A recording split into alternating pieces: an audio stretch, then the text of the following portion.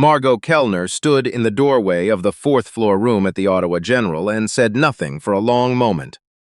She took in the scene the way she took in everything, methodically, quietly, filing it away.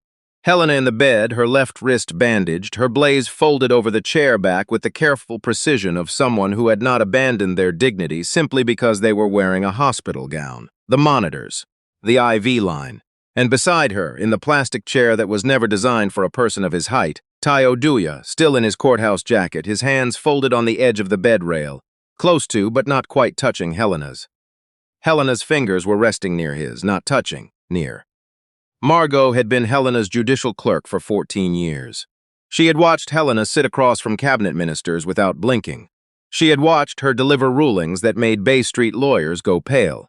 In 14 years, she had never once seen Helena Vance's hand drift toward another person's in a room where she could have kept it to herself. She cleared her throat and pulled the spare chair from the corner.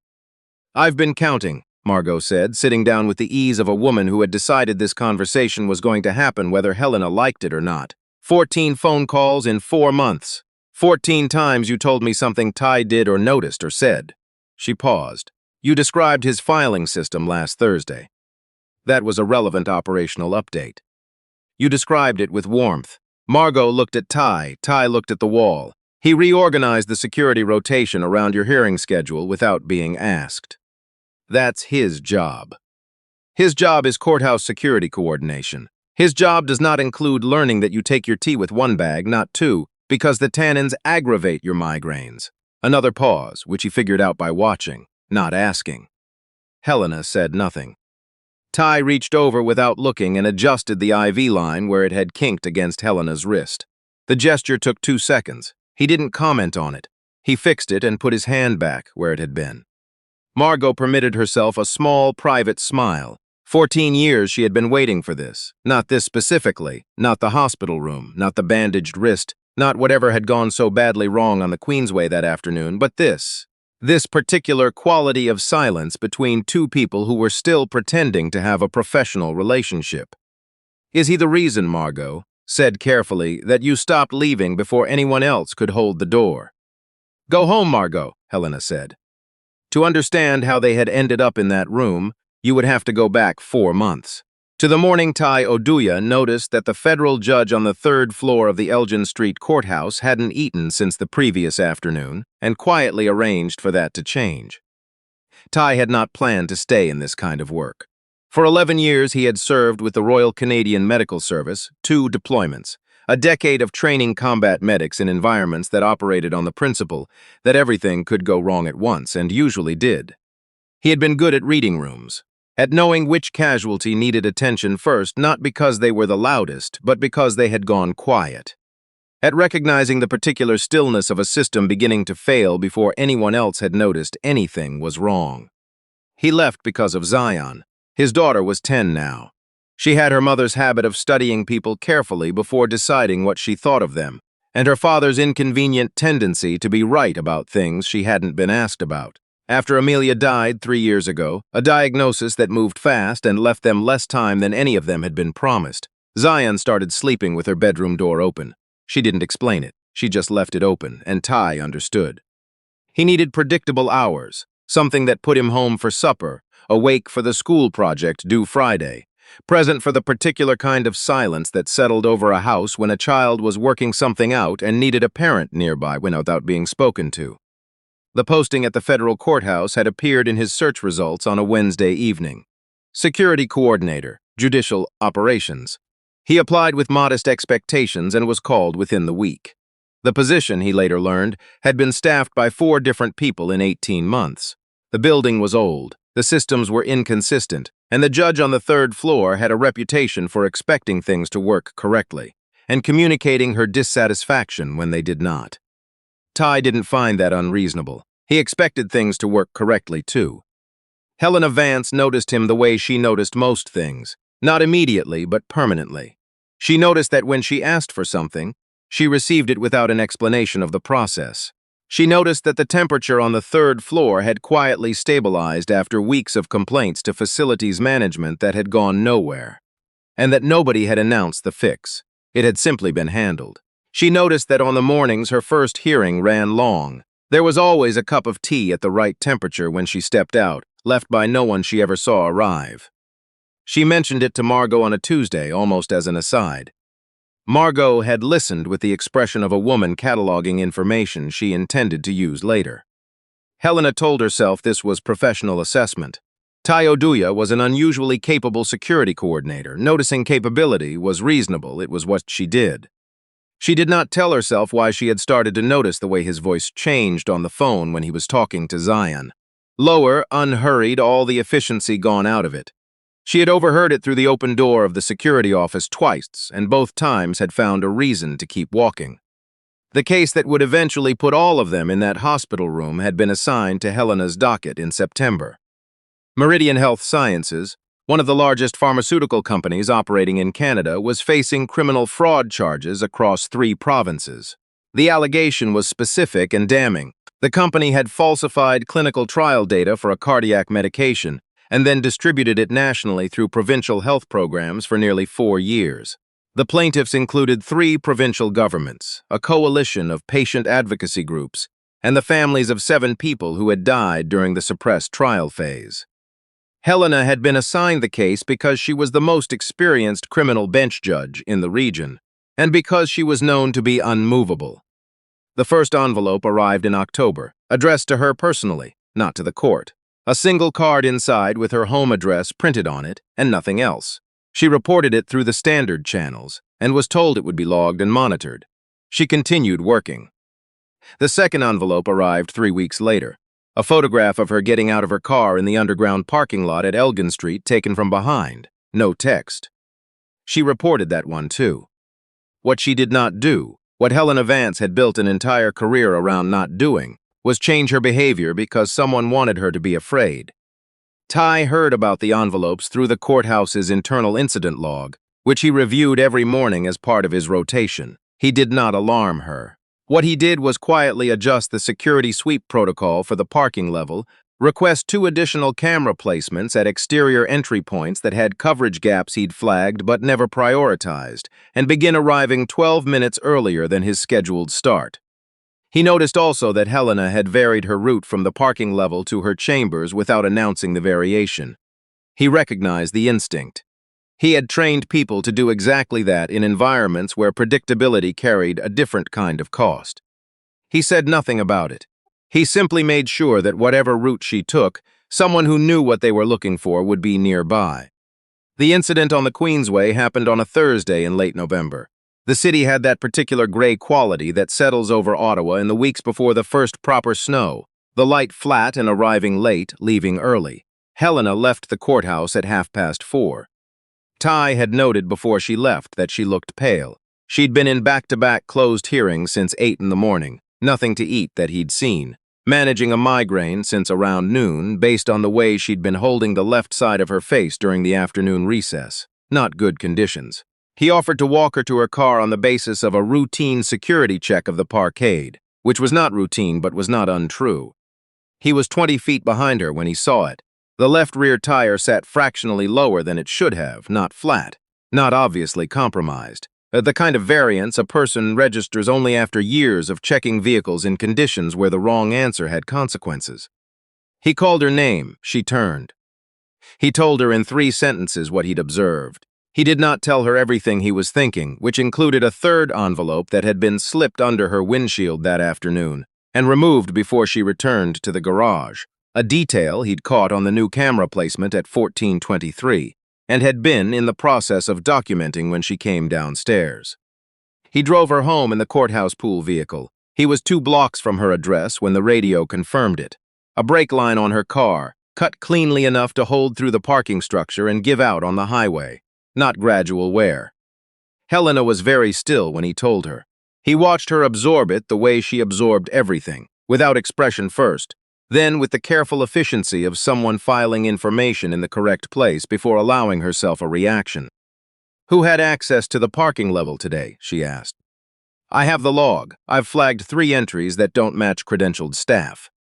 "Then we need to." She stopped. The color left her face, not gradually. He pulled over. She was already reaching for the door handle, and he was already around the car before she had it fully open, and she did not ask him not to help her, which told him more than anything she might have said. Helena Vance did not accept assistance as a default. At the Ottawa General, the attending physician listed a vasovagal episode, likely precipitated by low blood sugar, dehydration, and sustained physiological stress. Nothing that wouldn't resolve with fluids and rest. What Helena said in the emergency bay after the IV was running and the color had returned, "You pulled over." "Yes." "Before I said anything." "You reached for the door." She looked at him. Most people would have waited until I asked. He didn't answer that. He moved the chair slightly closer to the bed and sat back down. That was when Margot walked in. He found it at 11 that night, sitting in the hospital corridor on his phone while Zion was with the neighbor next door. A maintenance access credential issued to a subcontractor called Consolidated Facilities Group swiped into the parking level at 11:07 that morning. The individual it was registered to had been listed on medical leave for 2 weeks. Someone had used a credential that should have been deactivated. He went back into the bay and explained what he'd found in 4 sentences. Helena asked 2 precise questions. Then she asked whether he had documentation. He had photographs, he had the access log, he had the 1423 footage of the 3rd envelope. All of it was on his work phone, backed up to the courthouse's secure server, administered by the IT department, which was managed through a service contract held by the same facilities group whose credential had been used that morning. He did not say this out loud, but Helena watched him go quiet and understood. "Don't put anything through the building system," she said. "I know." "Is there a copy anywhere else?" He was quiet for a moment. He thought about 3 weeks ago, a Tuesday evening when Zion had come with him to lock up after a staff function ran late. She had been working on a school project, a day in my parents' life, and had borrowed his old personal phone to take photographs of the building. He had watched her wander the 3rd floor with the focused curiosity of a child who was interested in everything. He had not reviewed what she photographed. "Possibly," he said. Helena held his gaze. "Go." He did not go immediately. He stood at the side of the bed and thought about a brake line cut cleanly enough to hold through the parkade and give out on the highway at rush hour. He thought about how many points in the chain between September and this room could have broken. The camera placement requested in September, the 12 extra minutes every morning. An afternoon when he had noticed Helena was pale and found a reason to walk her to her car. He thought about how thin that chain was. He picked up his jacket. Helena's hand came up and took the sleeve, the same way she had in the car when he'd told her about the brake line, when she had reached over without meaning to and found his arm, and then she let go. "Call me when you know," she said. He did. Zion's old phone had 47 photographs on it. Most were what he expected: the security desk, the marble entrance floor, the view toward the canal from the 3rd floor window. But Zion had also photographed his workstation, the incident board, and, because it had been sitting on the corner of his desk when she walked by, the 3rd envelope, the one from Helena's windshield, the one he had been documenting before Helena came downstairs. The envelope was fully legible, the return address printed in the upper left corner, which he had not noted at the time because he had been focused on the image inside, was a postal box registered to Consolidated Facilities Group. He sat at Zion's homework table for a long time, looking at a photograph on the small screen of a second-hand phone decorated with bird stickers. He called Margot. He did not call Helena because Helena needed to sleep, and Margot was the kind of person who answered at midnight and didn't make you feel you should have waited. Margot listened. She asked the same 2 questions Helena had asked, and then one Helena hadn't. "Do you need me to contact her, or can it wait?" "It can wait." Powerfully. "Taye, this is enough. You know that, yes?" He knew. He made 3 copies of everything, one to his personal encrypted storage, one to Margot in person at 7 the next morning, one he kept himself. The press briefing was Helena's idea. And it was the kind of idea that only a person who had spent 15 years watching institutions protect themselves at the expense of the people inside them would come up with. She contacted 2 investigative journalists from outlets she trusted, a Crown attorney she had known for 20 years, and the regional director of the RCMP's Commercial Crime Unit. She did not contact the courthouse administration. She did not contact Meridian Health Sciences' legal team. who would have been entitled to notice under any process moving through official channels first. She held the briefing in the lobby of the National Press Theater on Wellington Street on a Tuesday at 9:30. Margot stood beside her. Taye stood at the back of the room.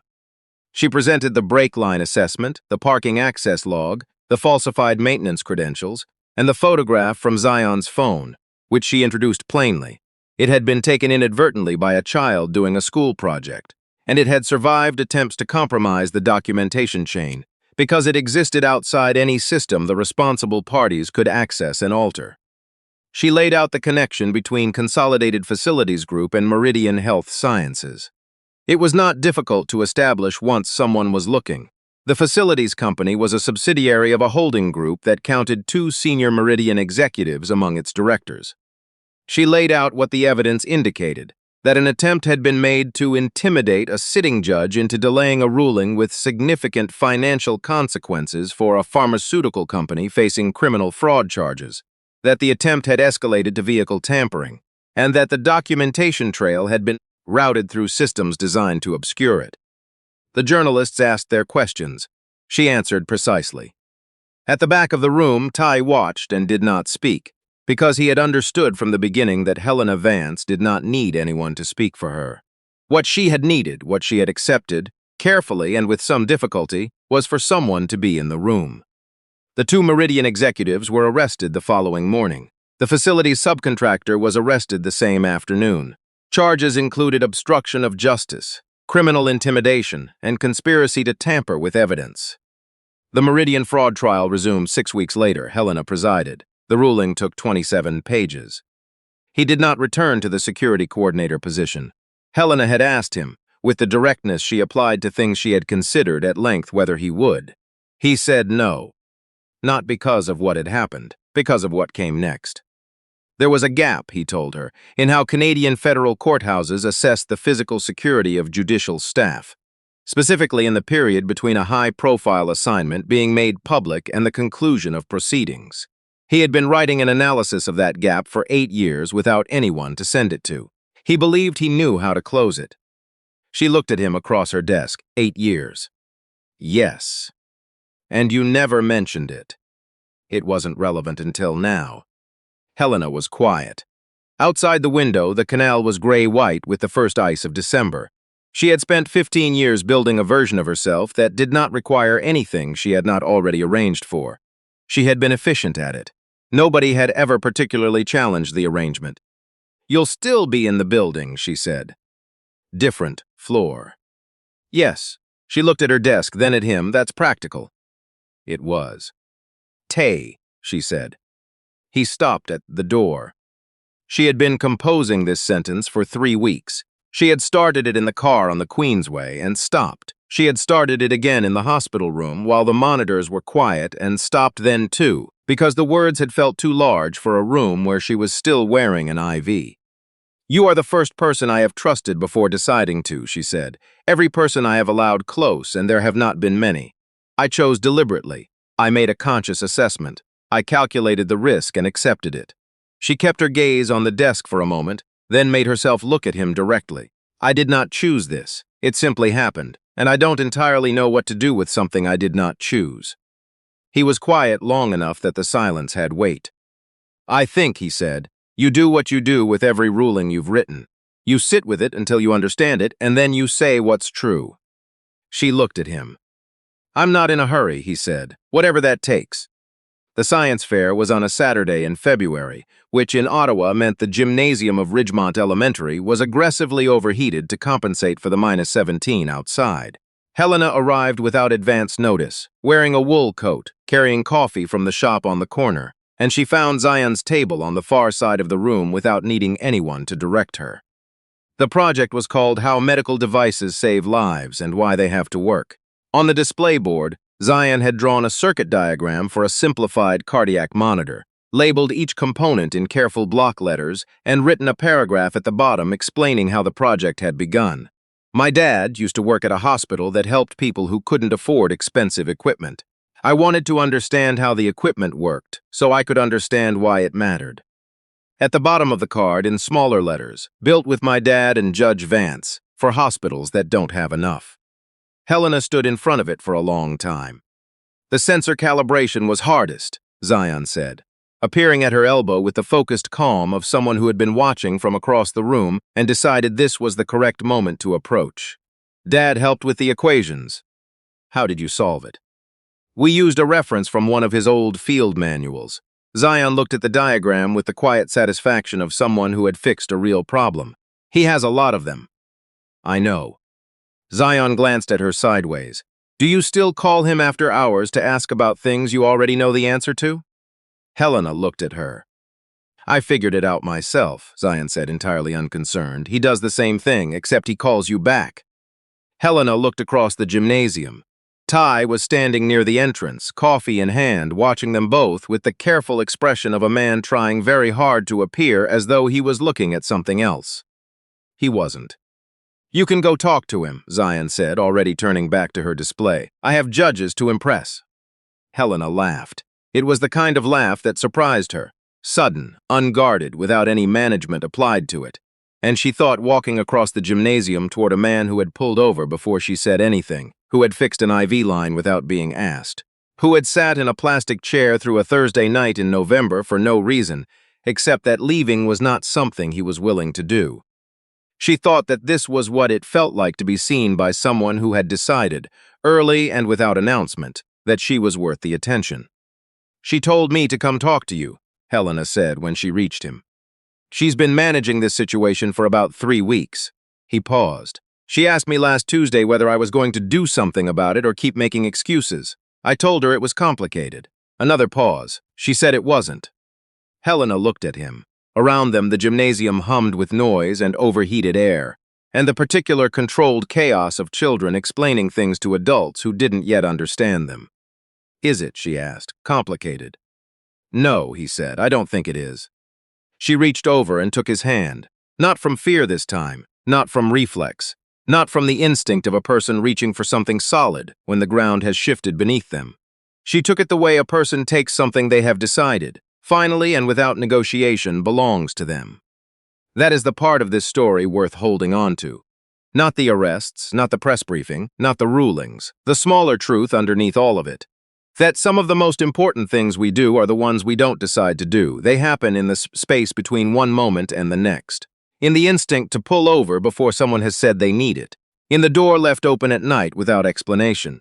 In a filing system described to a friend with apparently warmth. Helena Vance had spent 15 years believing that trust was a choice. Something measured and deliberate, and made with full information. Taye Oduya had simply been the first person to make her feel safe enough to discover it could also be something else entirely. If this story stayed with you, share it with someone who needed to be reminded that being guarded and being careful are not the same thing, and that the people worth staying for are often the ones who noticed you before you knew you needed to be seen. Subscribe to Echoes of Memory. There are more stories like this one, and we will find them together.